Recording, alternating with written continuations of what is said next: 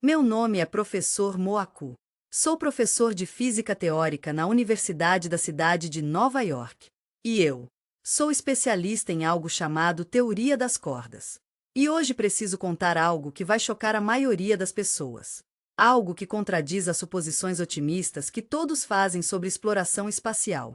Estação Espacial Internacional, aquela magnífica estrutura orbitando a 400 quilômetros de altitude, acima de nossas cabeças, representa uma conquista que jamais será repetida. Não porque não queiramos, não porque tenhamos superado dificuldades, mas sim devido a circunstâncias únicas.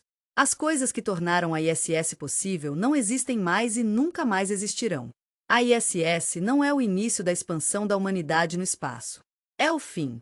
É o ponto mais alto. É o máximo que conseguimos alcançar antes que a realidade alcançasse nossos sonhos.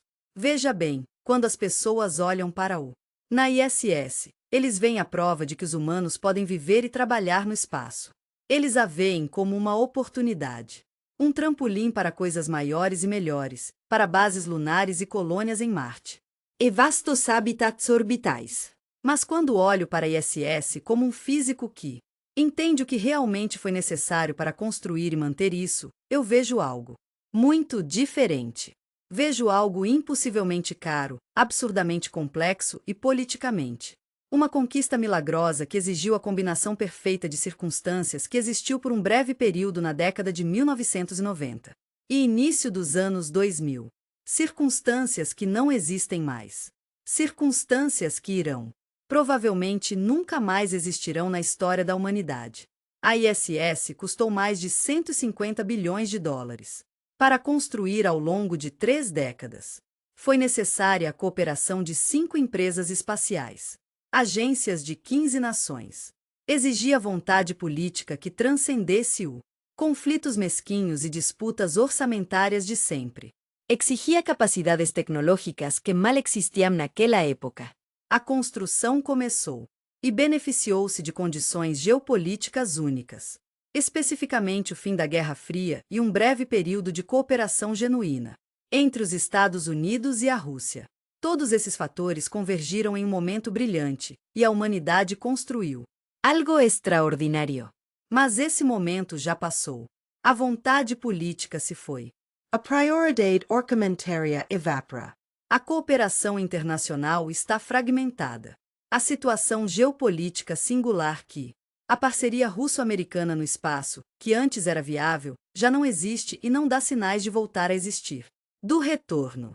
E, crucialmente, agora entendemos muito mais claramente do que antes. O que aconteceu na década de 1990, quão difícil, caro e, em última análise, as estações espaciais são limitadas. A ISS nos ensinou isso. A presença humana permanente no espaço é muito mais difícil do que pensávamos. Reabastecimento constante da Terra, manutenção contínua por astronautas qualificados e representa um nível de recurso. Compromisso que as sociedades modernas não estão dispostas ou não são capazes de sustentar.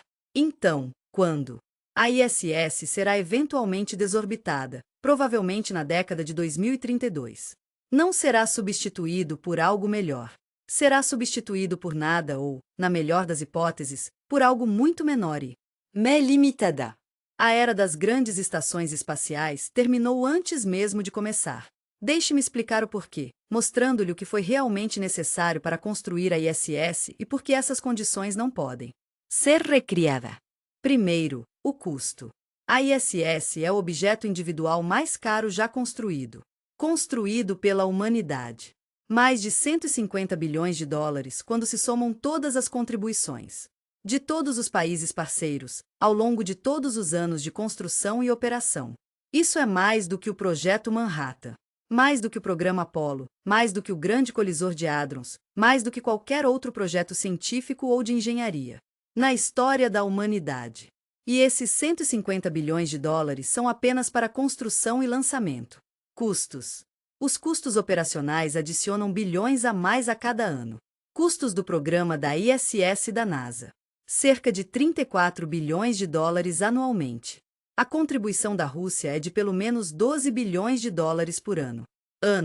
Outros parceiros contribuem com centenas de milhões adicionais. Portanto, estamos gastando aproximadamente 56 bilhões de dólares por ano. Ano apenas para manter a ISS funcionando, para enviar suprimentos, para manter os sistemas, para pagar pelo suporte em solo e pelo controle da missão. Durante a vida útil operacional da ISS, de 2000 até quando ela for desativada. Desativada, digamos em 2030, isso representa 30 anos de operações a uma média de 5 bilhões de dólares por ano. Isso representa mais 150 bilhões de dólares em custos operacionais, além de os custos de construção são de 150 bilhões de dólares. O custo total do programa é de 300 bilhões de dólares. Para uma estação espacial que abriga 6 ou 7 pessoas custa mais de 40 bilhões de dólares por pessoa. Pense nisso. Gastamos dinheiro suficiente para resolver grandes problemas em terra, pobreza, doenças, educação, infraestrutura, e em vez disso, nós a usamos. Manter meia dúzia de pessoas flutuando no espaço realizando experimentos que poderiam ser feitos principalmente na Terra ou com robôs. Spacanave. Agora, não estou dizendo que a ISS era inútil. Ela tem valor científico. Isso nos ensinou muito sobre voos espaciais de longa duração e sobre a humanidade. Fisiologia em microgravidade, ciência dos materiais, dinâmica de fluidos e combustão em gravidade zero. Sobre cooperação internacional em projetos complexos. Esse conhecimento é valioso, mas será que vale 300 bilhões de dólares? Vale a pena? Vale a pena o custo de oportunidade de todas as outras coisas que o dinheiro poderia ter realizado? Essa é a questão. Pergunta difícil, e pessoas razoáveis podem discordar. Mas eis o que não é discutível: as sociedades modernas não são. Ninguém mais estaria disposto a gastar esse tipo de dinheiro em estações espaciais. Na década de 1990 e no início dos anos 2000, quando a ISS estava sendo construída, havia vontade política para gastos espaciais massicos. O fim da Guerra Fria criou um breve período de cooperação entre os Estados Unidos e a Rússia. Em vez de competir, onde o espaço poderia ser sobre ciência e parceria, em vez de domínio militar e nacionalismo. A economia estava forte. Os orçamentos governamentais tinham margem para projetos dispendiosos. Interesse público em o espaço era relativamente alto. Tudo isso criou um ambiente onde gastar. Investir 150 bilhões de dólares em uma estação espacial era politicamente viável. Mas o meio ambiente não existe mais. Os orçamentos governamentais estão sobrecarregados. O crescimento econômico é lento. O interesse público pelo espaço diminuiu. E, o mais importante, não há. Há uma crescente falta de vontade política para megaprojetos internacionais. Os Estados Unidos e a Rússia são novamente adversários. A China está prosseguindo com seus próprios projetos. Programa espacial próprio de forma independente. A Europa está lidando com questões econômicas e políticas. Desafios.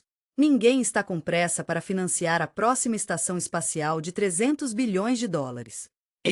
Mesmo que o dinheiro estivesse disponível, mesmo que o governo de repente decidisse que as estações espaciais voltam a ser uma prioridade, enfrentaríamos um desafio. Um segundo problema insuperável: a complexidade política. A ISS exigia coordenação entre 5 agências espaciais: NASA, Roscosmos, ESA, JAXA e CSA. São eles: Estados Unidos, Rússia, União Europeia, Japão e Canadá. 15. O número total de nações, quando se incluem todos os membros europeus, é impressionante. Conseguir que tantos países concordem em algo é quase impossível. Impossível. Conseguir que eles concordem com algo tão complexo e caro quanto uma estação espacial é um milagre. E só funcionou devido a circunstâncias únicas. Primeiro, o fim da Guerra Fria criou uma janela onde os Estados Unidos e a Rússia poderiam cooperar. Os Estados Unidos queriam manter a Rússia. Engenheiros aeroespaciais foram contratados para que não vendessem seus conhecimentos a nações rebeldes nem construíssem armas. A Rússia precisava de dinheiro e queria manter seu programa espacial apesar do colapso econômico. Portanto, ambos os lados tinham incentivos para trabalhar juntos, que transcendiam a suspeita e a competição normais. Em segundo lugar, havia uma crença genuína na década de 1990 de que a cooperação internacional era a Futuro que o mundo pós-Guerra Fria seria caracterizado por parcerias em vez do que conflito. Esse otimismo parece ingênuo agora, mas era real naquela época, e permitiu que líderes políticos se comprometessem com projetos internacionais de longo prazo, como a ISS. Terceiro, o espaço era visto como um esforço unificador, algo que uniu nações em torno de objetivos científicos comuns. Esse idealismo também pode parecer pitoresco agora, mas foi poderoso o suficiente para superar os obstáculos habituais à cooperação internacional. Tudo isso. Esses fatores convergiram por talvez uma década, a partir de meados da década de 1990, até meados dos anos 2000. Durante esse período, a ISS era politicamente viável. Antes, durante a Guerra Fria, isso teria sido impossível porque os Estados Unidos e a Rússia eram inimigos. Depois disso, com o retorno das tensões geopolíticas, a janela tornou-se novamente impossível. Agora estamos nesse período pós-vento. A Rússia invadiu a Ucrânia. Os Estados Unidos e a Rússia estão em uma nova Guerra Fria. A China está vista como uma concorrente estratégica. A cooperação internacional em grandes projetos é rara e está se tornando cada vez mais rara. O ambiente político que possibilitou a ISS não existe mais. Poderia existir novamente no futuro? Talvez, mas não há nenhum sinal disso no horizonte. Mais provavelmente, estamos entrando em um período de crescente nacionalismo e grande poder. Uma competição que durará décadas. E durante esse período, a construção de outra estação espacial internacional na mesma escala. A criação de uma ISS é politicamente impossível. As nações buscarão seus próprios objetivos independentes. Programas em vez de cooperar em megaprojetos compartilhados. Agora, deixe-me falar sobre os desafios técnicos porque, mesmo que tivéssemos o dinheiro e a vontade política, construir outra ISS seria extraordinariamente difícil. A ISS foi montados no espaço ao longo de mais de uma década, a partir de 1998 até 2011, utilizando 42 voos de montagem.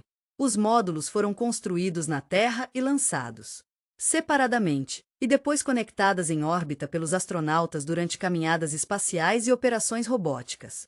Isso exigiu preciso incrível. Os módulos tinham que se encaixar perfeitamente, apesar de serem construídos em diferentes países por diferentes empreiteiras usando diferentes sistemas de medição. O americano.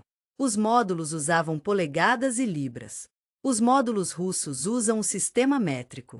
Tudo precisava ser traduzido e coordenado. Um erro, um cálculo equivocado.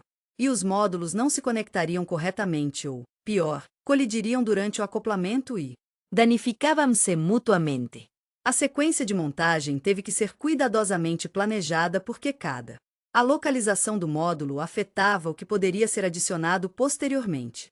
Não era possível simplesmente conectar coisas aleatoriamente. A estrutura tinha que ser balanced. As conexões de energia e dados precisavam ser roteadas corretamente. Sistemas de suporte à vida. Tive que me adaptar. Era como montar o quebra-cabeça mais complexo do mundo em gravidade zero enquanto usava trajes espaciais volumosos e a tentativa de não morrer. E funcionou. Por pouco. Havia inúmeras situações de quase acidente, erros que foram detectados e corrigidos, problemas que exigiram improvisação e soluções de última hora.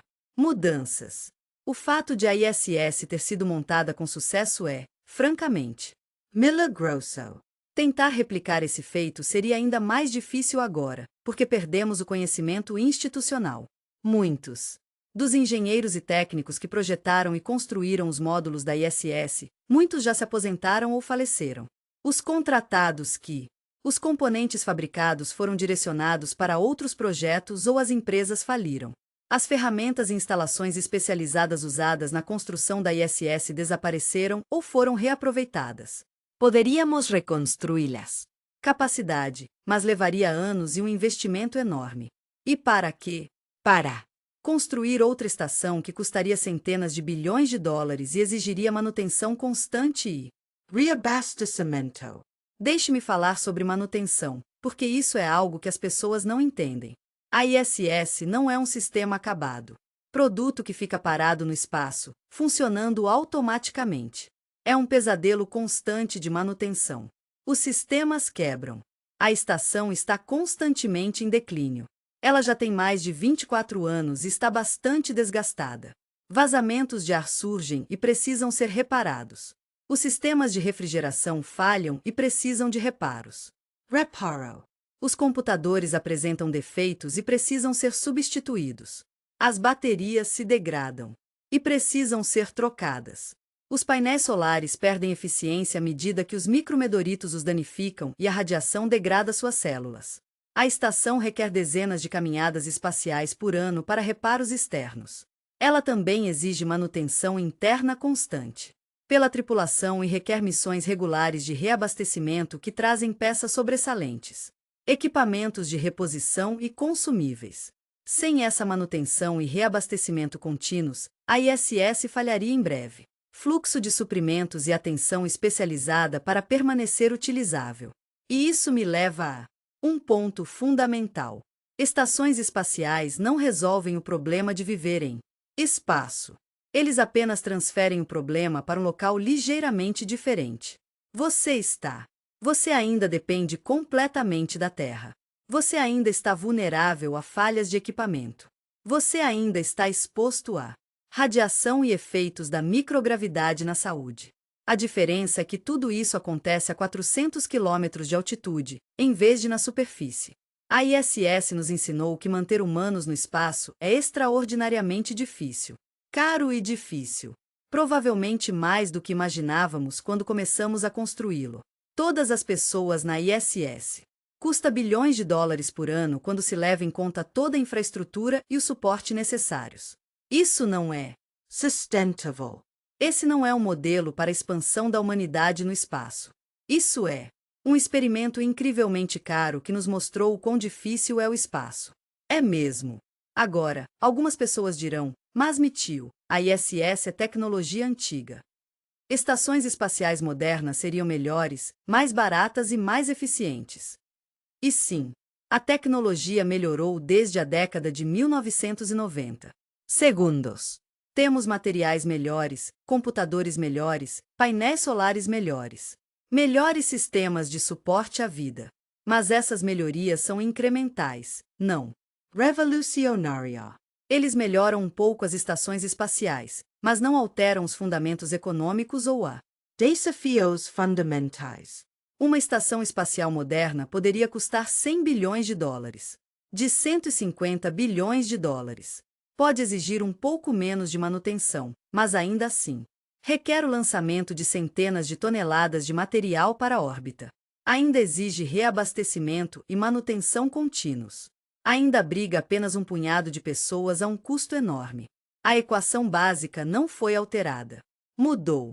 As estações espaciais são absurdamente caras para o que oferecem.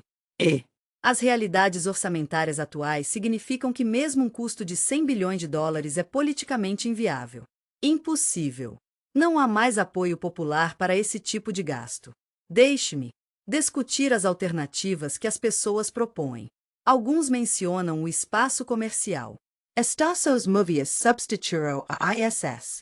Empresas como Axiom, Blue Origin e outras estão planejando estações espaciais privadas que seriam mais baratas e mais eficientes do que a ISS. E sim, o espaço comercial pode ser uma opção. Reduzir custos em certa medida por meio da competição e da inovação. A SpaceX demonstrou que foguetes reutilizáveis podem custos de lançamento drasticamente menores. Operadores comerciais podem ser mais eficientes do que agências governamentais, mas eles ainda enfrentam o problema fundamental. Qual é o modelo de negócios? Por que alguém pagaria para usar um espaço comercial? Estação? Turismo espacial talvez, mas o mercado é pequeno. Quantas pessoas podem? Será que dá para pagar ingressos de 100 mil dólares para passar uma semana em microgravidade? Talvez milhares por pessoa. Ano, não milhões. Isso não é suficiente para sustentar várias estações espaciais de grande porte. Fabricação em microgravidade. Alguns materiais e medicamentos podem potencialmente. Será que a gravidade zero seria melhor do que a Terra? Mas temos pesquisado isso há décadas e não encontramos nada. Produtos que justificam o custo da fabricação espacial. É sempre mais barato. Produzir coisas na Terra. Pesquisa científica, claro. Mas pesquisa científica não gera receita. Consome receita. É preciso que governos ou instituições ricas financiem a ciência. Portanto, as estações espaciais comerciais enfrentam o mesmo problema que a ISS. Elas custam. São projetos que exigem um investimento enorme para serem construídos e operados, mas não geram valor suficiente para justificar esses custos. Eles podem ser um pouco mais baratos que a ISS, mas não baratos o suficiente para serem economicamente autossustentáveis. Eles ainda precisarão de subsídios de governos ou benfeitores ricos. E por quanto tempo esses subsídios durarão? Quantos anos? Empresas privadas operam estações espaciais deficitárias antes de desistirem? Suspeito que serão tentadas estações espaciais comerciais, que funcionarão por alguns anos, mas não conseguirão se tornar sustentáveis.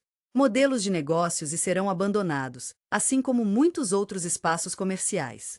Empreendimentos que parecem promissores no papel, mas que não conseguiram se viabilizar economicamente na prática. Agora, deixe-me falar sobre algo que ninguém quer discutir. A ISS está morrendo. Não imediatamente, mas está. Envelhecimento. A estação foi projetada para uma vida útil de 15 anos.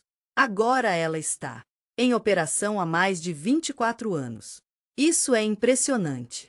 Uma prova de bom design e manutenção constante. Mas nada dura para sempre. A estação está apresentando falhas com mais frequência. Mais vazamentos de ar, mais problemas que exigem reparos cada vez mais difíceis e arriscados. Os segmentos russos, em particular, são especialmente problemáticos. Estão mostrando sinais de desgaste.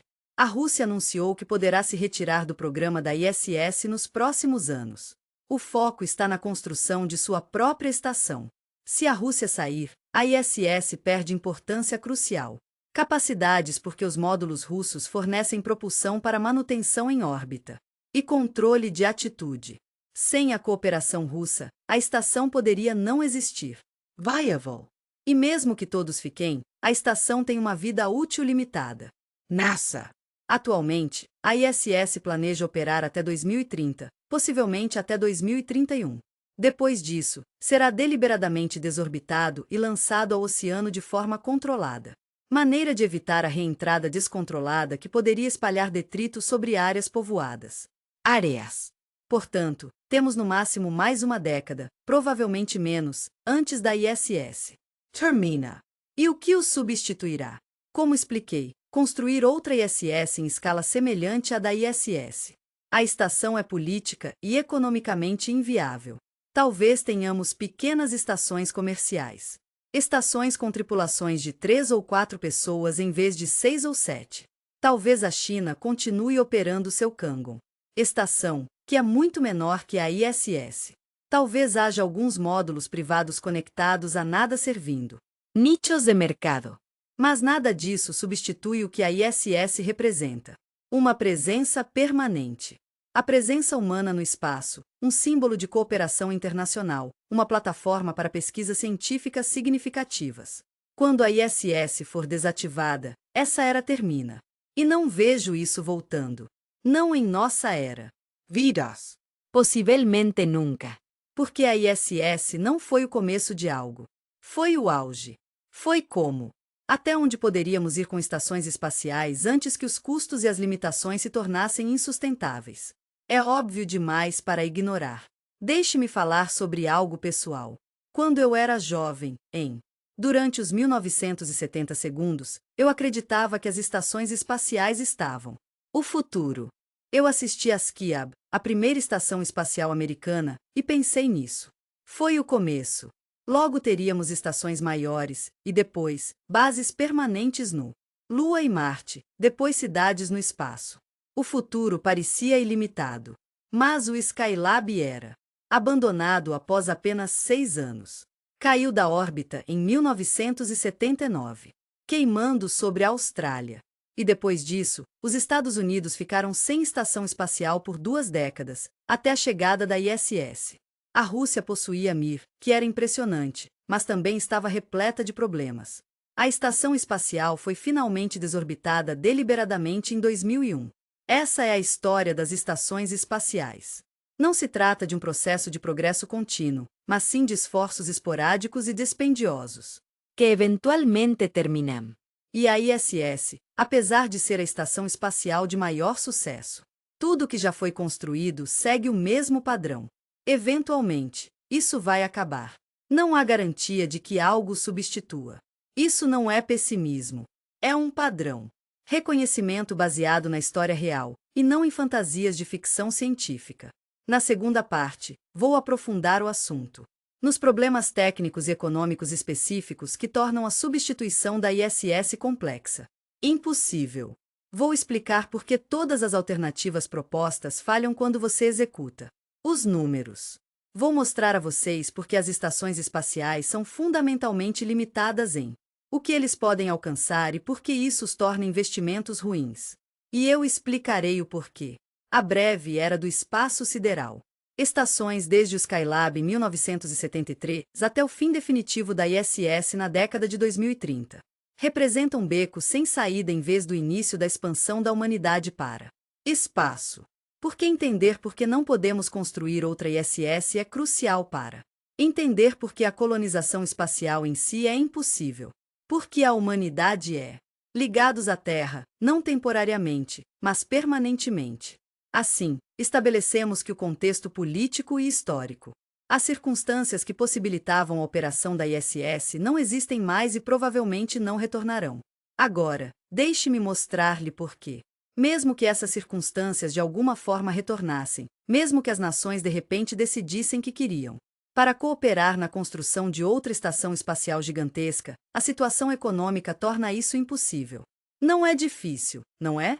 Caro, mas genuinamente impossível, no sentido de que não há nenhuma relação custo-benefício racional. A análise justifica o gasto. O ISS nos ensinou algo crucial que não entendemos completamente nos 1990 segundos. As estações espaciais fornecem muito pouco valor em relação ao preço que custam. E quando você entender essa equação, quando você entende como os números realmente funcionam, percebe que construir outra não faz sentido, por mais que você adora o romantismo da presença humana no espaço. Deixe-me começar falando sobre os custos.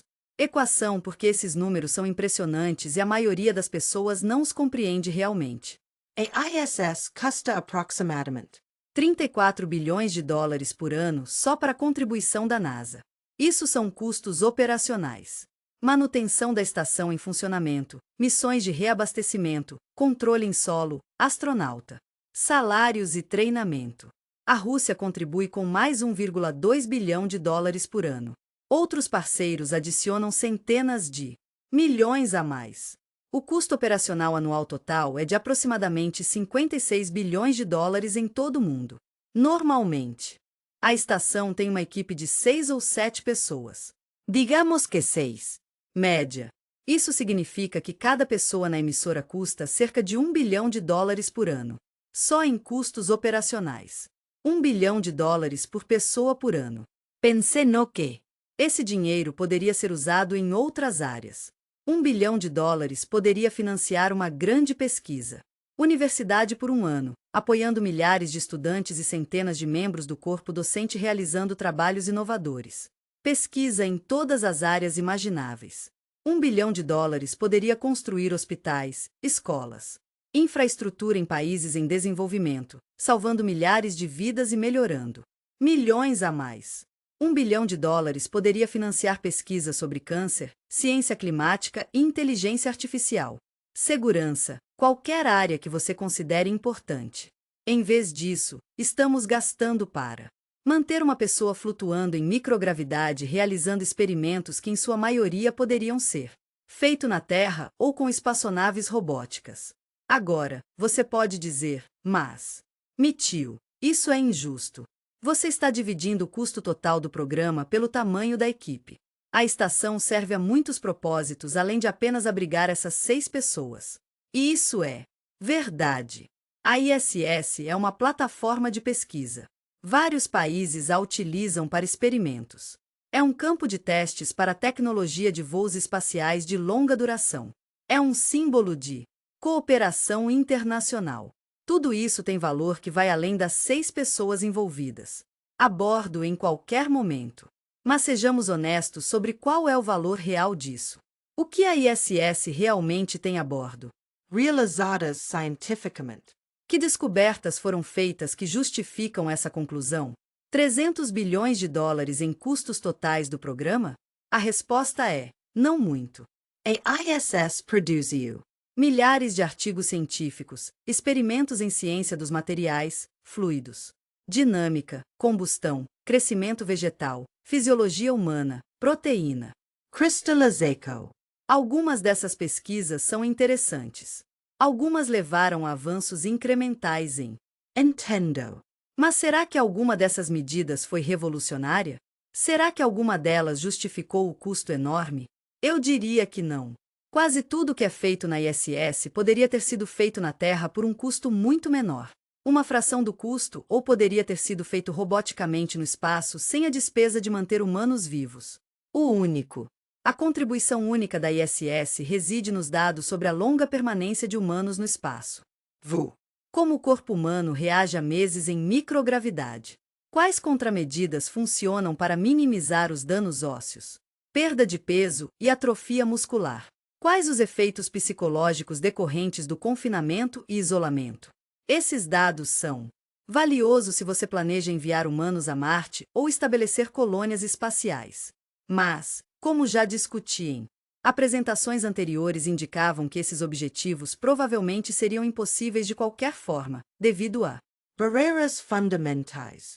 Então gastamos 300 bilhões de dólares aprendendo como manter os humanos vivos no espaço por longos períodos, apenas para descobrir que manter humanos vivos no espaço é tão difícil de conseguir e tão caro que provavelmente não deveríamos estar fazendo isso.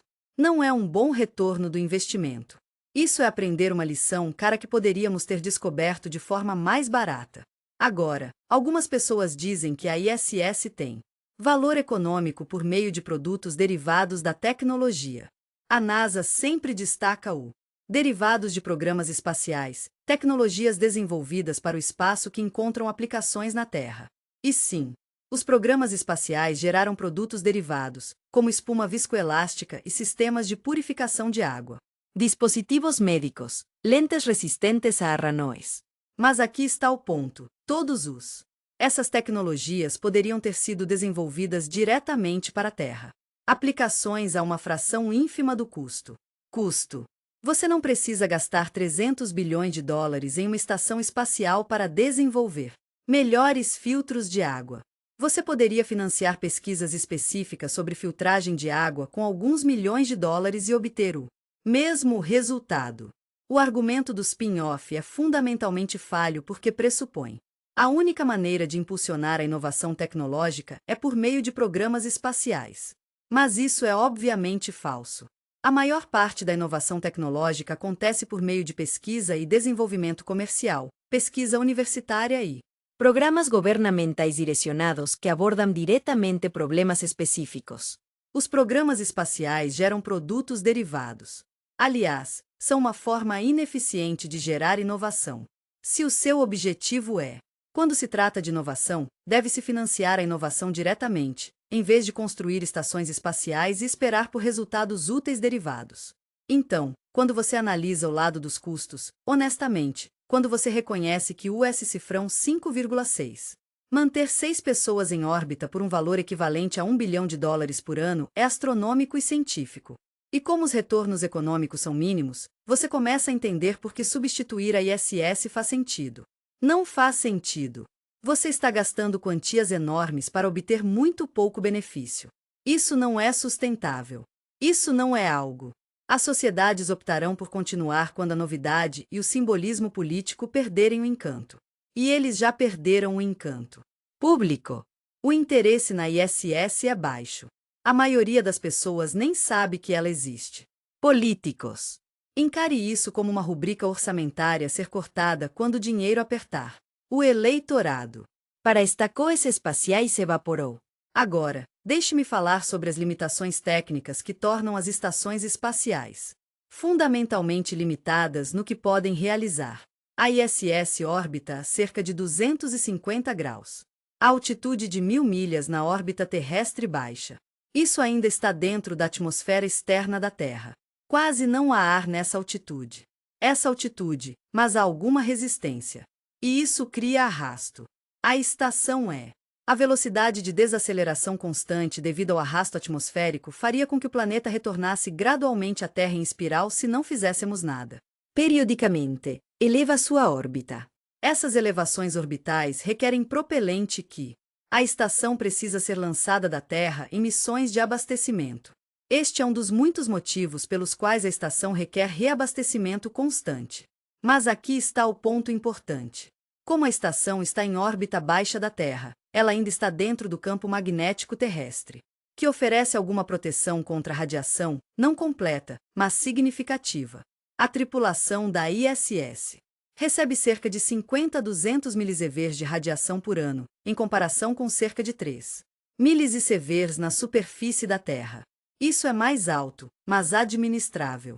Mas se você quisesse, para construir uma estação espacial mais distante da Terra, além do campo magnético protetor, a radiação se torna muito mais significativa. Problema: você precisaria de uma blindagem pesada, o que tornaria a estação mais massiva e o lançamento seria caro. Seria necessária uma melhor proteção contra a radiação para a tripulação, o que aumenta a complexidade e o custo. Portanto, existe uma compensação fundamental: permanecer na baixa altitude da Terra. Órbita e se beneficiar de alguma proteção contra a radiação, mas requerem órbita constante. Ou ir para órbitas mais altas e enfrentar uma exposição severa à radiação. Nenhuma das duas. A opção de órbita terrestre baixa é ótima, mas essa é a menos pior, e é lá que a ISS está localizada. Mas estar em órbita terrestre baixa significa que você não está realmente explorando o espaço profundo. Você está bem próximo da Terra. Você consegue ver a Terra claramente pela janela. A comunicação é instantânea.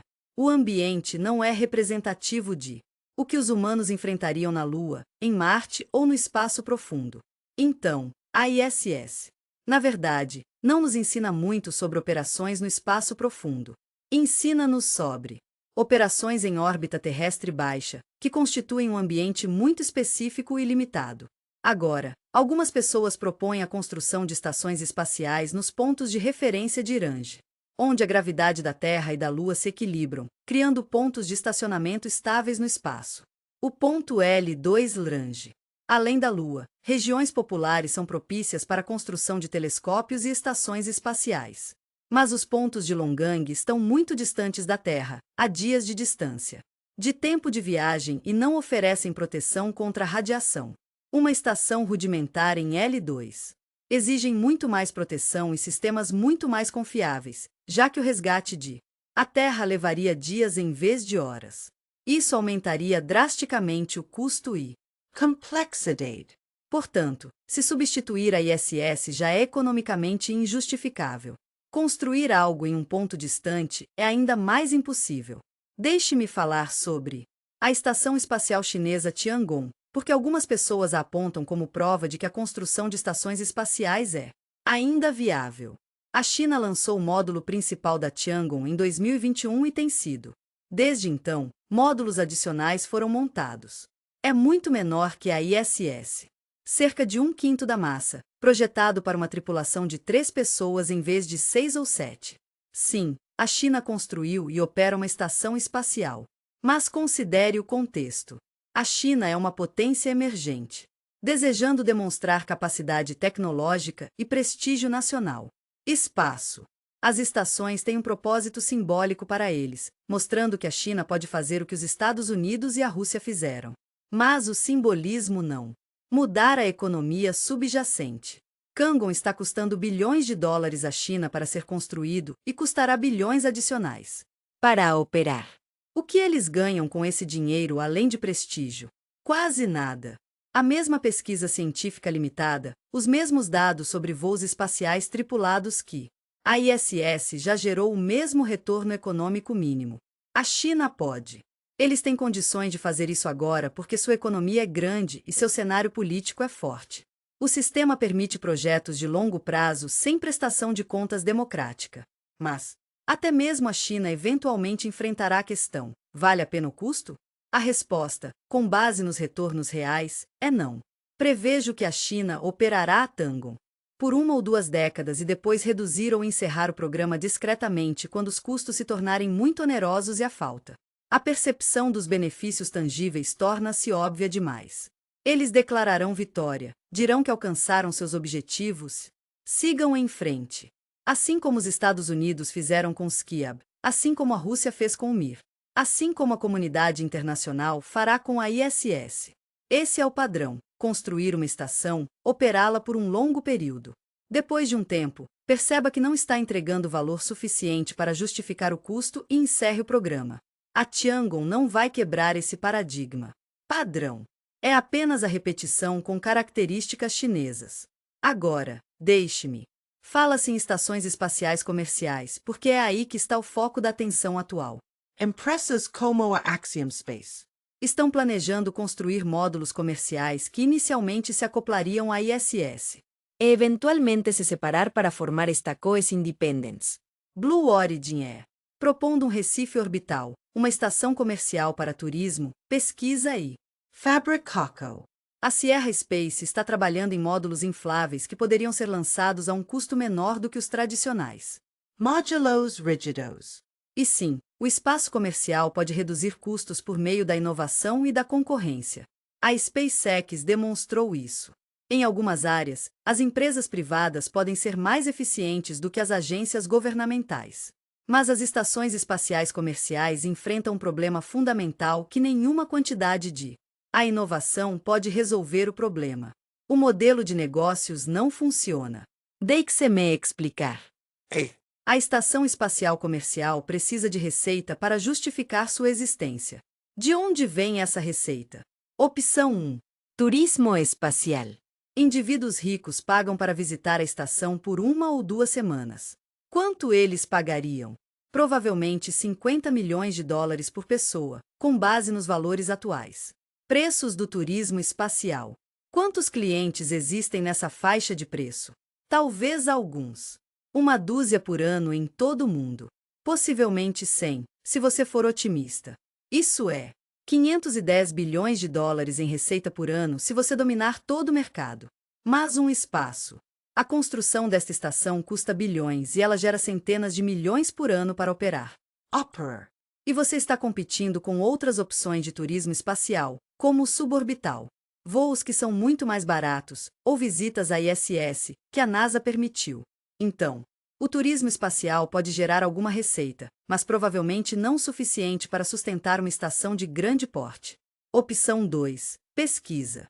Universidades, empresas e agências governamentais pagam para realizar experimentos na estação. Mas quanto eles vão pagar? Bolsas de pesquisa. São normalmente medidas em milhares ou milhões de dólares, não em centenas de milhões. E a maior parte da pesquisa pode ser feita na Terra ou com espaçonaves robóticas a um custo menor. A única pesquisa que requer a sobrevivência humana em microgravidade é muito especializada, de escopo limitado e não particularmente bem financiado. Portanto, a receita para a pesquisa provavelmente será mínima, talvez dezenas de milhões por ano, não as centenas de milhões necessárias para cobrir custos. Opção 3. Fabricação. Alguns materiais e produtos farmacêuticos podem ser melhor desempenho em microgravidade do que na Terra. Cabo de fibra óptica, proteína, cristais para o desenvolvimento de medicamentos, ligas exóticas. Esta é a mais promissora fonte de receita, pois se você puder fabricar produtos que sejam valiosos, se você tem recursos suficientes e que não podem ser produzidos na Terra, então você tem um negócio sustentável. Mas nós temos pesquisado a fabricação espacial há algum tempo. Décadas e não encontrei muitos produtos que atendam a esses critérios. Fabric Coco. No espaço, é caro porque tudo precisa ser lançado para a órbita. Matérias-primas, equipamentos, sistemas de energia, trabalhadores ou robôs. A menos que o produto seja de altíssimo valor e verdadeiramente impossível de produzir na Terra, não é economicamente viável fabricá-lo em espaço. Até agora, não identificamos produtos suficientes desse tipo para sustentar uma indústria. Talvez um dia consigamos, mas apostar bilhões em um espaço não comprovado é arriscado. A fabricação é arriscada. Muito provavelmente, serão lançadas estações espaciais comerciais. Com planos de negócios otimistas, operar por alguns anos com capital de risco e os subsídios governamentais não geram receita suficiente e acabam sendo vendidos sem sucesso ou abandonada. Temos visto esse padrão em muitos empreendimentos espaciais comerciais. Muito entusiasmo, grande promessas, investimento inicial, depois a realidade se impõe e o dinheiro acaba. Agora, deixe-me falar sobre SpaceX e a reutilização, porque é aqui que as pessoas acham que o jogo mudou. A SpaceX tem. Os custos de lançamento foram drasticamente reduzidos graças aos foguetes reutilizáveis. Falcon 9. Um lançamento que custava $200 milhões com foguetes descartáveis agora custa cerca de $60 milhões com reutilização. Isso representa uma redução de custos de 70%, o que é significativo. E a Starship, se entrar em operação, poderá reduzir ainda mais os custos, talvez para $10 ou 20 milhões por lançamento para naves de grande porte. Cargus Utius. Então, isso não altera a economia das estações espaciais? Custos de lançamento mais baratos não tornam as estações mais Accessible. sim, mas não o suficiente. Mesmo que os custos de lançamento caiam 90%, você ainda estará gastando bilhões para construir e operar uma estação espacial. Say a ISS custa $150. Com sistemas de lançamento antigos, que custavam bilhões, talvez com a SpaceX custasse $50 bilhões. Isso ainda representa $50 bilhões, o que continua sendo economicamente injustificável, considerando os retornos mínimos. E os custos de lançamento são apenas um componente dos custos totais do programa. Você ainda precisa projetar e fabricar módulos que custam bilhões. Você ainda precisa de controle de missão e solo, financiamento de universidades e pesquisadores que realizam o trabalho fundamental que impulsiona. Progresso Tecnológico.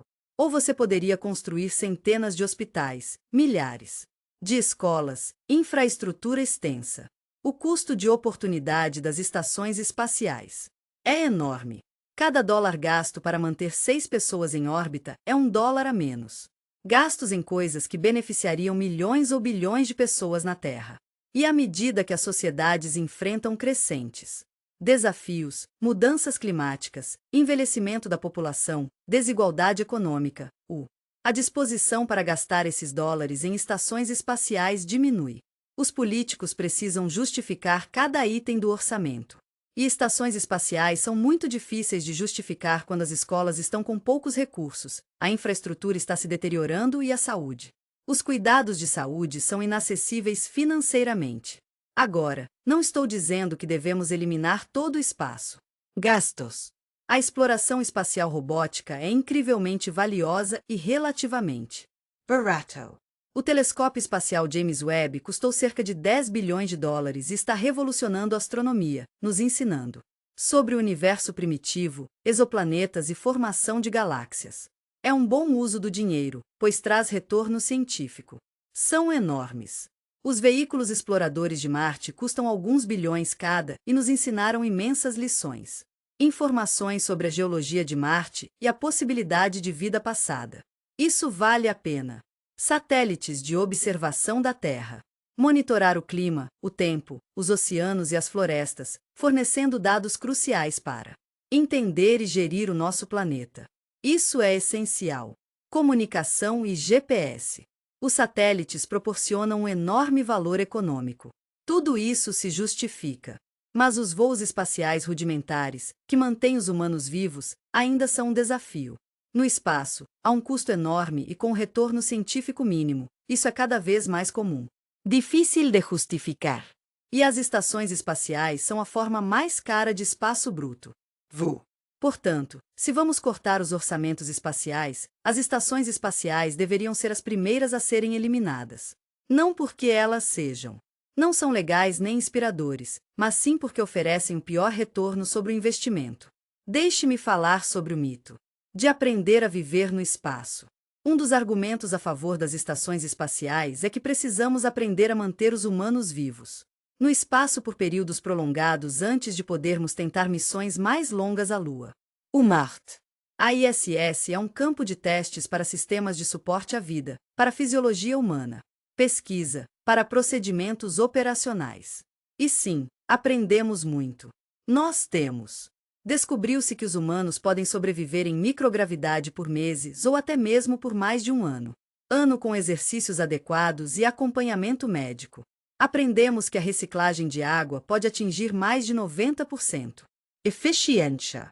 Aprendemos que as plantas podem crescer no espaço com iluminação LED e gestão cuidadosa de nutrientes.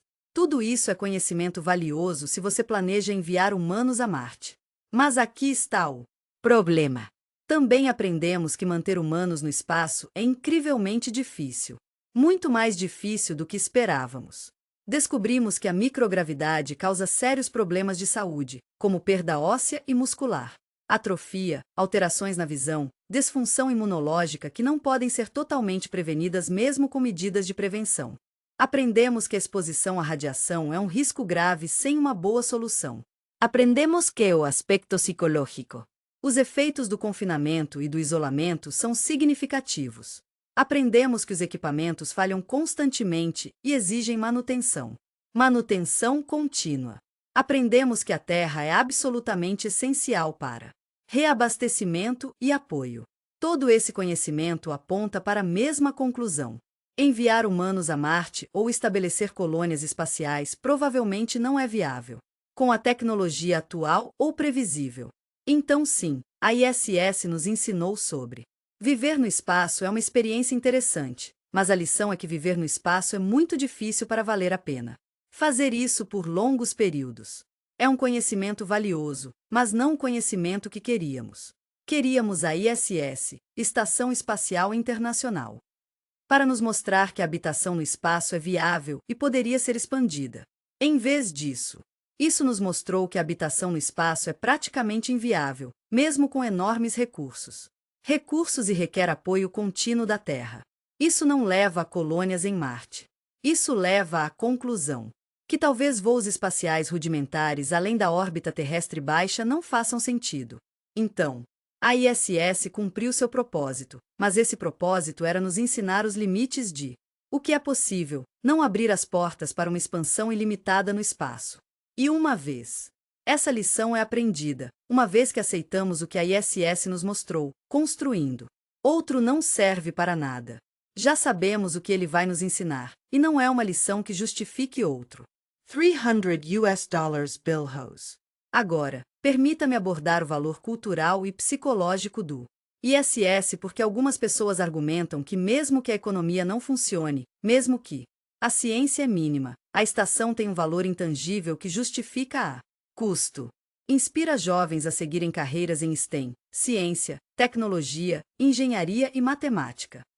Symboliza Cooperação internacional e o potencial da humanidade. Isso nos dá uma base sólida em espaço, mantendo nossa presença além da Terra. E sim, há alguma verdade nisso. Tudo isso. A ISS realmente inspira algumas pessoas. Astronautas flutuando no espaço. Realizar experimentos, olhar para a Terra lá de cima, capturando a imaginação. A cooperação internacional em projetos complexos demonstra o que a humanidade pode fazer. Alcançamos resultados quando trabalhamos juntos em vez de competir. E psicologicamente, saber que os humanos estão vivendo no espaço neste momento é algo significativo, como se não estivéssemos totalmente presos à Terra. Mas vamos lá. Seja honesto sobre se esse valor intangível justifica 5,6 bilhões de dólares por ano. Quantos jovens são inspirados a seguir carreira científica especificamente por causa da ISS? Provavelmente milhares, talvez dezenas de milhares em todo o mundo. Isso é ótimo.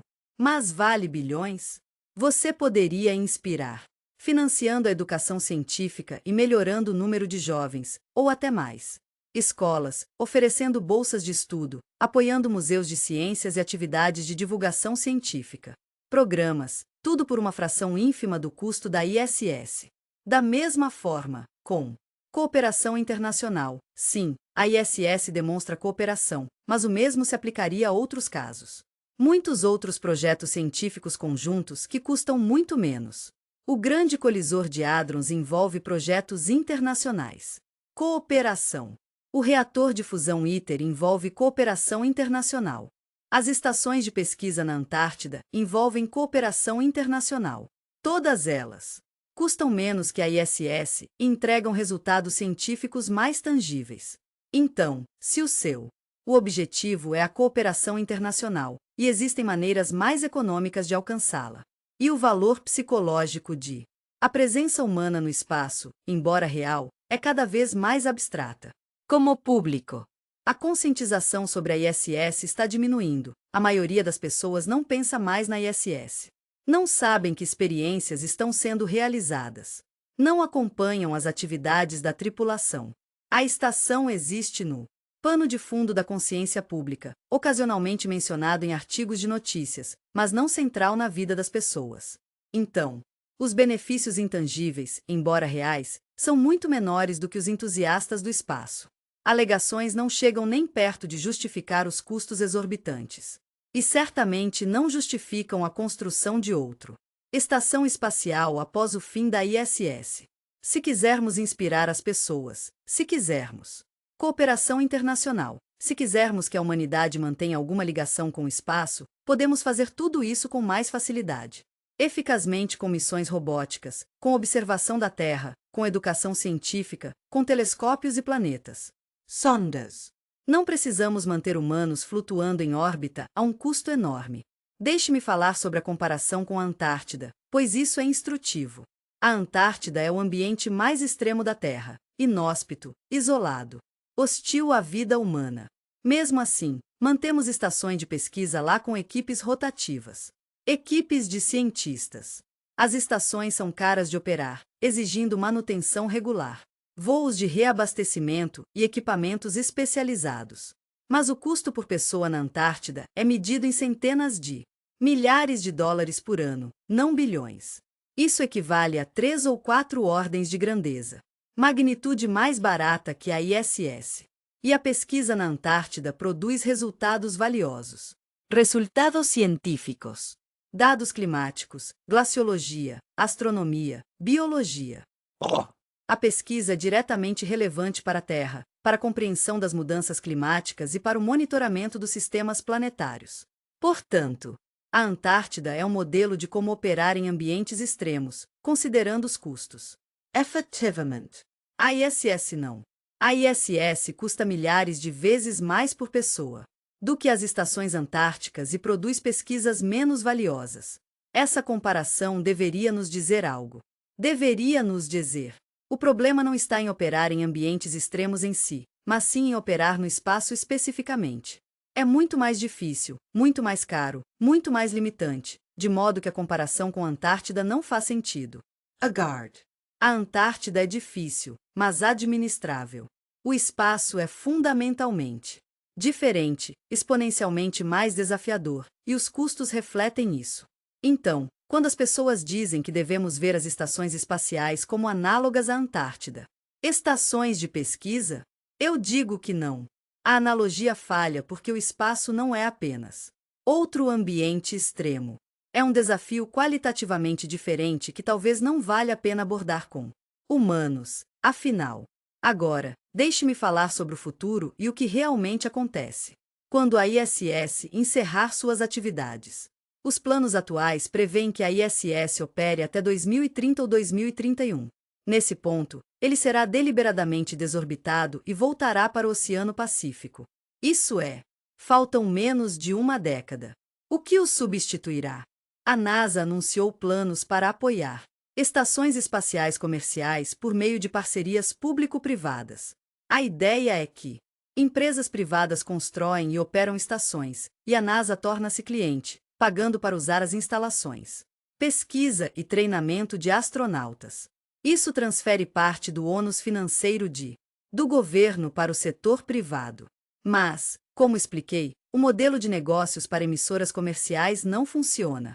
As empresas precisarão de subsídios governamentais contínuos para se manterem em operação e, eventualmente, esses subsídios serão questionado e possivelmente cortado.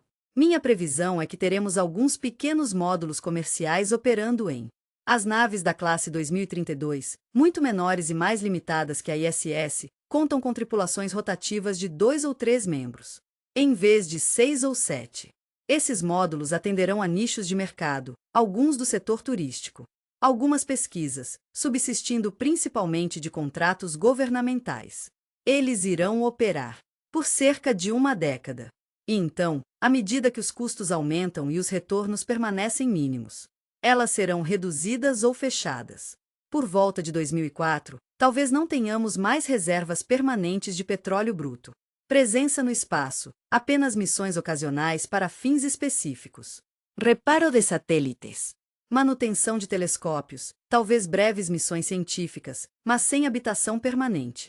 A China provavelmente manterá Kangon em atividade ao longo da década de 2030, talvez até a década de 2040.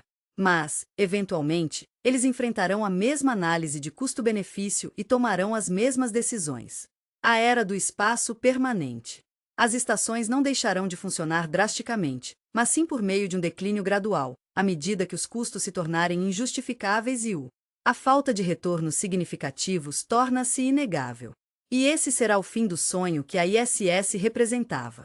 Sonho da humanidade de estabelecer uma presença permanente no espaço com estações espaciais como degraus para ambições maiores.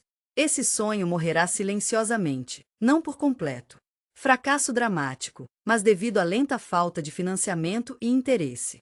Agora, sei que muitas pessoas acharão isso deprimente. A Estação Espacial Internacional está em órbita há mais de 2 décadas. Um século inteiro. Uma geração cresceu sem nunca ter conhecido um tempo sem uma estação espacial orbitando a Terra. A ideia de que isso vai acabar, de que não haverá substituto, dá vontade de desistir. Parece que a humanidade está retrocedendo. Do espaço. E eu entendo essa reação emocional. Mas recuar do algo impossível é não desistir. É aceitar a realidade. Nós tentamos construir uma presença permanente no espaço. Construímos a ISS, a mais cara a estação espacial mais complexa já construída. E descobrimos que ela não é sustentável, nem economicamente viável. Não nos levará a nada mais ambicioso. Isso é um conhecimento valioso, mesmo que seja decepcionante. Agora podemos redirecionar recursos, nossa energia, nossas capacidades tecnológicas voltadas para coisas que realmente trabalhar em prol da exploração robótica que proporcione muito mais ciência por dólar investido. Em direção à observação da Terra que nos ajuda a gerir o nosso planeta. Em direção à resolução de problemas aqui na Terra que afetam bilhões de pessoas. Isso não é derrota. É aprendizado e adaptação. Em parte. Em terceiro lugar, vou falar sobre o que devemos fazer em vez de construir outra estação espacial internacional, para onde a exploração espacial deveria ir. Daqui em diante, e por que aceitar as limitações dos voos espaciais rudimentares pode realmente acontecer. Levar a melhores resultados para a humanidade. Porque o fim da era das estações espaciais não significa o fim do espaço. Explorer KO. Significa o fim de uma abordagem específica que nunca funcionou tão bem quanto esperávamos. E reconhecer isso. Honestamente, esse é o primeiro passo para descobrirmos o que realmente devemos fazer no espaço, o que vale o custo e esforço, e o que realmente agrega valor para o futuro da humanidade. Portanto, estabelecemos que a ISS representa pico que não se repetirá, que as circunstâncias políticas, econômicas e técnicas que o tornaram possível não existem mais. Analisamos por que a economia das estações espaciais simplesmente não funciona e por quê. É provável que as alternativas comerciais falhem. Agora, precisamos falar sobre o que vem a seguir. Por que o fim do espaço? A era das estações espaciais não significa o fim da exploração espacial. Significa que precisamos repensar fundamentalmente o que estamos fazendo no espaço, por que estamos fazendo isso e como podemos obter o máximo valor do nosso espaço. Programas com restrições realistas. E acredito que quando fizermos isso, fazendo uma avaliação honesta, veremos que o futuro da exploração espacial parece muito promissor. É diferente dos últimos 50 anos. Parece menos com Jornada nas Estrelas e mais com uma revolução robótica que expande nossa visão de mundo. Conhecimento do universo sem o custo impossível e os retornos mínimos de manter humanos vivos no espaço. Deixe-me. Começarei pelo que acredito que deva ser o foco principal dos programas espaciais daqui para frente: a exploração robótica. Robos. Eles não precisam de suporte vital. Eles não precisam comer, respirar ou dormir. Eles sofrem envenenamento por radiação. Eles não sofrem perda óssea em microgravidade. Eles podem operar durante anos ou décadas sem reabastecimento. E custam uma fração ínfima do que custam as missões rudimentares. Os robôs exploradores de Marte, Spirit e Opportunity, foram projetados para missões de 90 dias e terminaram em operação há anos. Spirit há 6 anos e Opportunity há 15 anos. Esse é um retorno sobre o investimento fenomenal. O rover Curiosity está operando em Marte desde 2012, há mais de um século. Uma década de ciência contínua. O rover Perseverance chegou em 2021 e está coletando amostras que poderão um dia ser trazidas de volta à Terra. Todas essas missões juntas custam cerca de $10 bilhões no total ao longo de 2 décadas, em comparação com os $300 bilhões destinados à ISS. E o retorno científico dos robôs exploradores de Marte supera drasticamente qualquer coisa que a ISS produziu. Aprendemos sobre a geologia marciana, a história climática, possibilidade de vidas passadas, os recursos disponíveis para missões futuras. Isso é conhecimento transformador que muda nossa compreensão da ciência planetária e da astrobiologia. O mesmo ocorre com os telescópios espaciais. O telescópio espacial Hubble custou cerca de $10 bilhões, incluindo missões de manutenção e Revolutiona a astronomia. imagens de galáxias distantes. Medicos de Taxa de expansão do universo. observacores de atmósferas de exoplanetas. Hubble.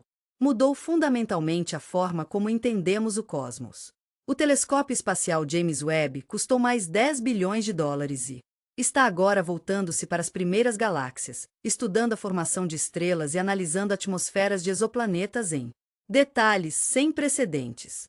Em seu primeiro ano de operação, a Webb já produziu descobertas que estão reescrevendo os livros didáticos, $20 bilhões para o Hubble e a Webb combinada, proporcionando ciência transformadora que será estudada por gerações. Isso é menos de 1/10. O custo da ISS e seu impacto científico são ordens de magnitude maiores. Este é o modelo que devemos seguir. Missões robóticas que custam bilhões. Em vez de centenas de bilhões, deveríamos investir em projetos que ofereçam retornos científicos extraordinários. Deveríamos estar lançando mais iniciativas. Veículos exploradores em Marte, mais orbitadores ao redor dos planetas exteriores, mais sondas para asteroides e cometas, mais telescópios espaciais. Estudar o universo em diferentes comprimentos de onda. Cada uma dessas missões nos ensina muito mais por dólar investido. Gastou mais do que a ISS jamais gastou. Agora, algumas pessoas dizem que os robôs não podem substituir os humanos. Que o julgamento e a adaptabilidade humanos são essenciais para a descoberta científica, que os astronautas podem tomar decisões, adaptações que os robôs não conseguem fazer. E há alguma verdade nisso. Os humanos são mais flexíveis e conseguem lidar com o inesperado. Situações melhores, podem fazer saltos intuitivos que os robôs não conseguem. Mas o custo? A diferença é tão enorme que não importa. Sim, um geólogo humano. Em Marte, provavelmente seria possível realizar em um dia o que um veículo explorador leva uma semana para fazer. Mas que o custo para enviar e manter um ser humano em Marte é 1000 vezes maior do que o rover faz isso.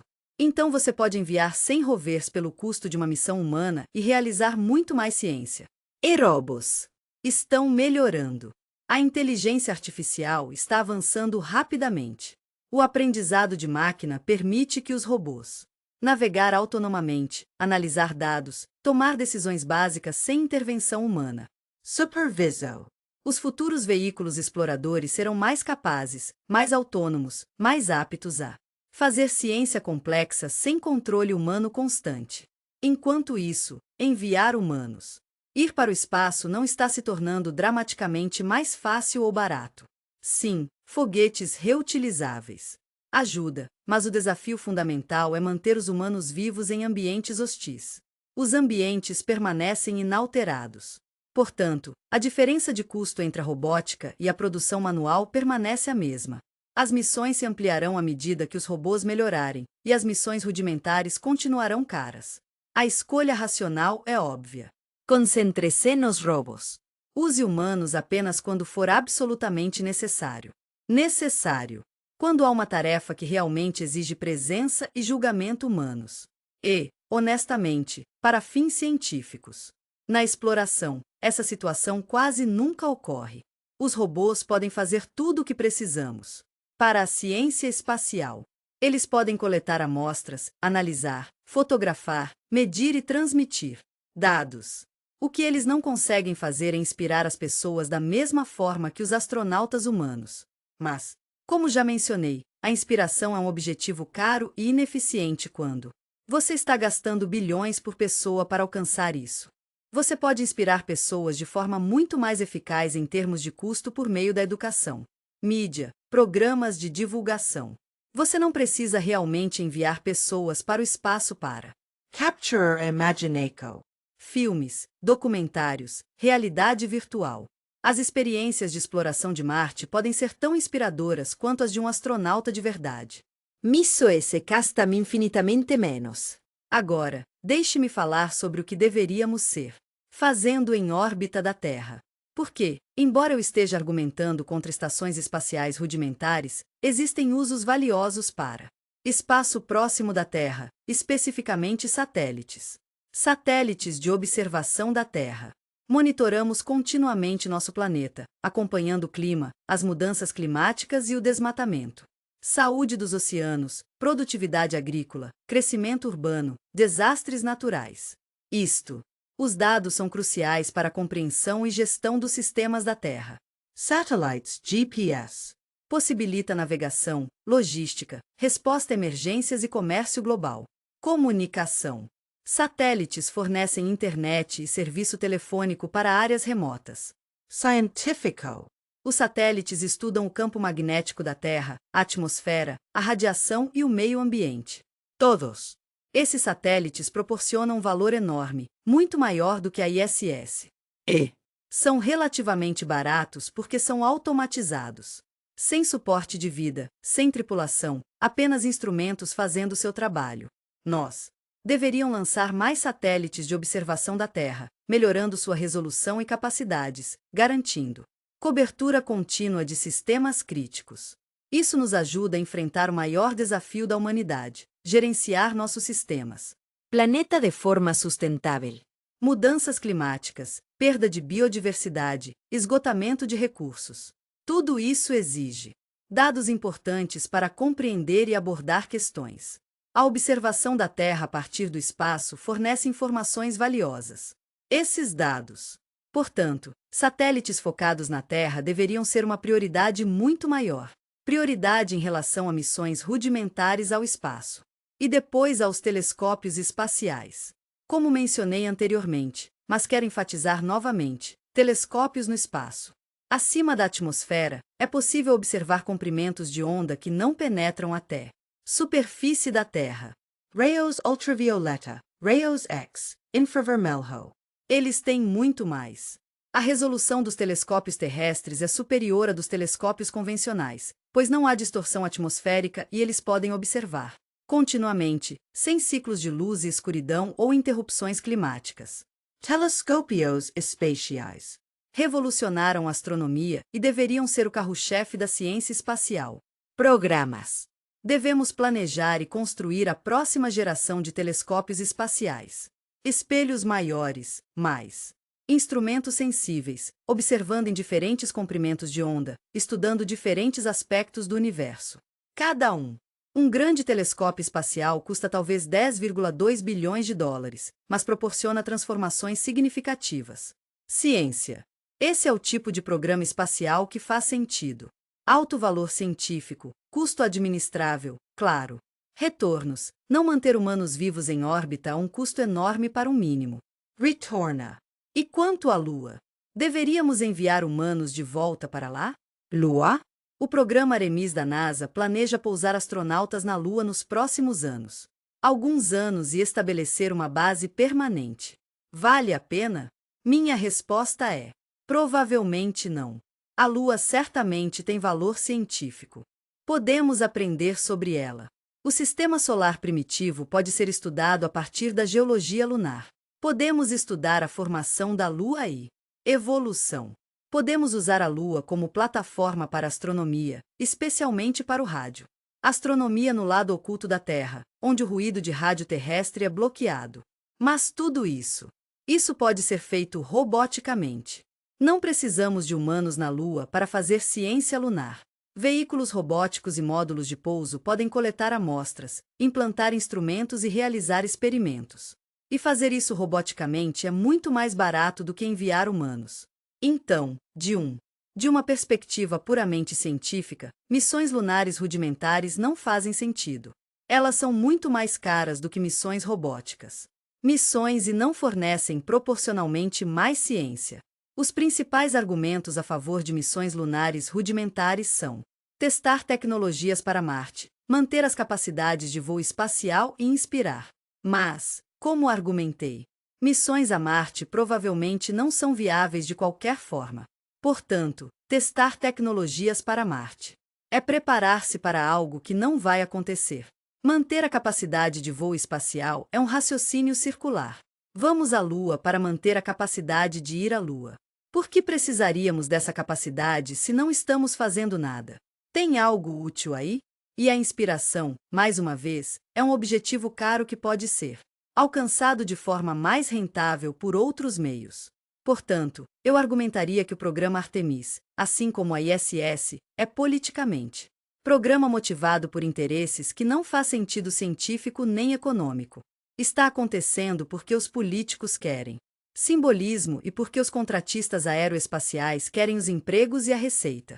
Mas de uma perspectiva puramente de valor, esses bilhões seriam melhor investidos em missões robóticas à Lua, em veículos exploradores de Marte, em telescópios espaciais, na Terra. Observação sobre a resolução de problemas na Terra. Não precisamos de humanos na Lua. Queremos que eles estejam lá por razões emocionais. Razões políticas, não porque sejam necessárias para qualquer propósito prático. E quando você está gastando dezenas ou centenas de bilhões de dólares, querer não é justificativa suficiente. Agora, eu sei. Isso soa muito negativo, como se eu fosse totalmente contra a exploração espacial, mas não é verdade. Sou contra o desperdício. A exploração espacial custa somas enormes para retornos mínimos. Eu concordo plenamente. Em favor da exploração espacial economicamente viável, que proporciona o máximo de ciência por dólar investido. E os dados? Isso demonstra claramente que as missões robóticas geram muito mais ciência por dólar investido do que as missões rudimentares. Portanto, deveríamos estar fazendo isso. Mais exploração robótica e menos voos espaciais rudimentares. Isso não é ser contra o espaço. É ser proativo. Trata-se de querer maximizar o que aprendemos sobre o universo com orçamentos limitados. Agora, deixe-me falar sobre o setor privado. Empresas espaciais porque estão mudando o cenário e merecem atenção. SpaceX, Blue Origin e outras são exemplos. Tornar o espaço mais acessível por meio de foguetes reutilizáveis e operações comerciais. Satélite Starlink da SpaceX. A Constellation está fornecendo cobertura global de internet. Eles estão lançando cargas úteis por uma fração do que usavam antes, para reduzir custos. A Blue Origin está desenvolvendo um novo foguete Glenn para missões de carga pesada. Essas empresas estão realmente inovando e reduzindo custos de maneiras que as agências espaciais governamentais não conseguiram. Isso é valioso, mas precisamos ser realistas sobre o que o espaço privado pode e não pode fazer. Empresas privadas são excelentes em reduzir custos de lançamento, em inovar em tecnologia de foguetes e em fornecer serviços com resultados claros. Modelos de negócios como lançamentos de satélites e turismo espacial. Mas eles não vão financiar ciência pura que não tem retorno comercial. Eles não vão enviar robôs para a Europa nem telescópios para estudar galáxias distantes a menos que alguém paga-lhes para fazerem isso. E esse alguém são os governos, especificamente o governo. Agências espaciais como a NASA. Portanto, o papel do setor espacial privado é fornecer infraestrutura e serviços que possibilitem atividades espaciais. Mas o governo ainda precisa financiar a ciência em si, porque a ciência não gera receita. O que deveríamos estar fazendo é usar empresas privadas para serviços de lançamento, para operações de satélite, para tudo que for necessário. Podem ser comercializados, enquanto o governo se concentra no financiamento de missões científicas que utilizam esses serviços comerciais. Essa é a divisão de trabalho mais eficiente. O setor privado cuida das questões comerciais. O governo financia o restante. Ciência.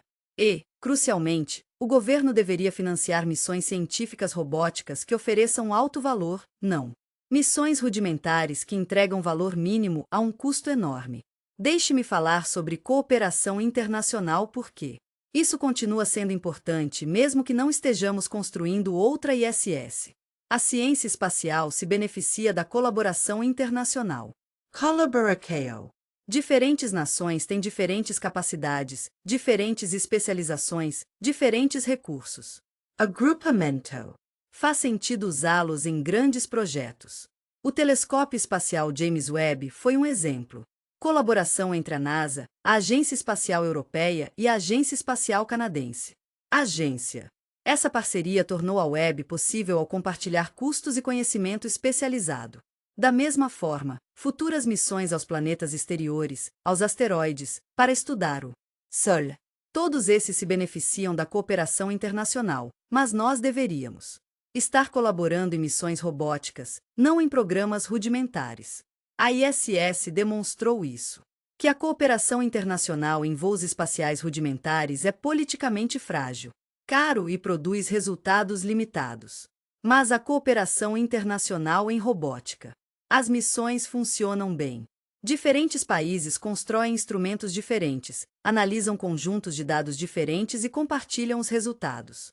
É assim que a ciência moderna funciona em diversas áreas, não apenas no espaço. Então nós devemos continuar e expandir a cooperação internacional em ciência espacial.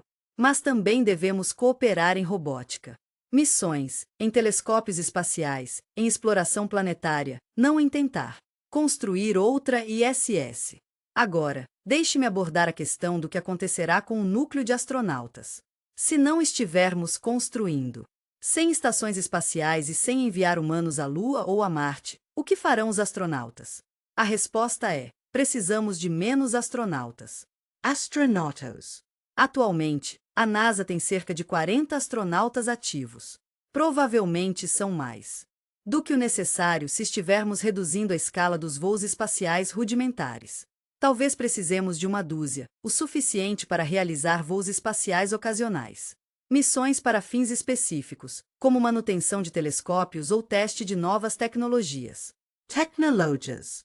Mas um grande corpo de astronautas torna-se desnecessário se não mantivermos uma presença permanente no espaço. E tudo bem. Os astronautas são pessoas incrivelmente talentosas, pilotos, engenheiros, cientistas. Eles possuem habilidades valiosas em muitas áreas. Pode fazer a transição para outras funções na área aeroespacial, na educação, na comunicação científica e em políticas públicas. Não é uma. Seria uma tragédia para o corpo de astronautas diminuir.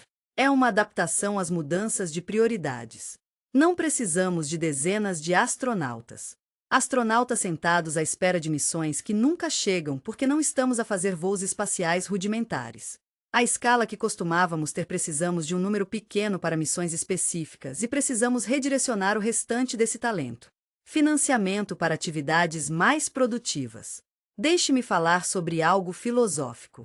Qual é o propósito de Exploração espacial? Por que fazemos isso? A resposta tradicional é que os humanos são Exploradores. Somos movidos pela vontade de expandir nossos horizontes, de ver o que há além da próxima colina, de ultrapassar limites. E sim, isso faz parte da natureza humana. Mas a exploração por si só é um luxo que a sociedade se permite quando tem recursos em excesso e nenhum problema urgente. Quando as sociedades enfrentam desafios existenciais como as mudanças climáticas. Mudanças ocorrem quando os orçamentos são limitados, quando cada dólar precisa ser justificado. A exploração se torna mais difícil de defender. Você precisa de uma razão melhor do que simplesmente porque sim. Está lá. Então, qual é o propósito da exploração espacial no século XXI? Diría que se trata de compreensão. Compreender o nosso lugar no universo. Compreender como os planetas, as estrelas e as galáxias se formam e evoluem. Se existe vida em outros lugares. Compreendendo a Terra através do seu estudo a partir do espaço e da sua comparação com outros planetas. Mundos. Esse é o verdadeiro valor dos programas espaciais. Mas o apoio é superficial.